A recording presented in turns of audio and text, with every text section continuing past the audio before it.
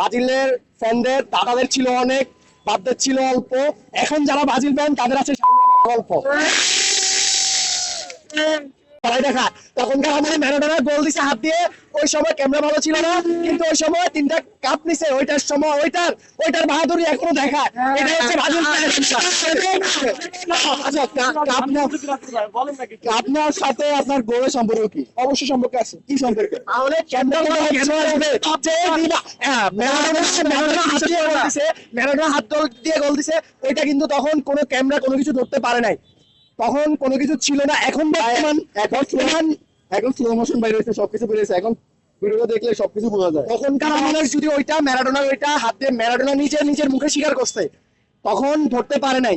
তাহলে যদি আমরা তো জানি না, এমনও তো হইতে পারে ব্রাজিল যে 3টা কাপ নিছে, যখন ক্যামেরা সিস্টেম ভালো ছিল না, রেফারি ভিডিও কোয়ালিটি ভালো ছিল না, তখনকার আমলের যে 3টা কাপ, ওই 3টা কাপ তো তারা দেখা গেছে যে ফাউল করে, তারপরে হচ্ছে যে আপনার হ্যান্ডবল হয়েছে কিনা তারা স্বীকার করে নাই। তাদেরও তো এমন হইতে পারে তারাও হাত দিয়ে গোল দিছে, কিন্তু তারা ওইটা পাবলিশ করে নাই। কিন্তু ম্যারাডোনার জায়গা থেকে সত্যটা বলে দিছে, সে ছিল অনেস্ট, সৎ ছিল, এই জন্য সে বলে দিছে। এরকম থাকা উচিত। আমি কিন্তু সত্যি কথা বলছি, আমি অনেক ওনার মতো ব্রাজিল প্লেয়ার হচ্ছে গিয়ে ব্রাজিল প্লেয়ারকে ব্রাজিল সমর্থক আর কি প্রতিটা জায়গায় থাকা উচিত। যদিও ব্রাজিল ফ্যান, বাট হচ্ছে কি দেখেন ভাই, ওনার গালে কিন্তু হচ্ছে আর্জেন্টিনা ট্যাটু করা, বিকজ আজকে কিন্তু আর্জেন্টিনা উইন হয়েছে।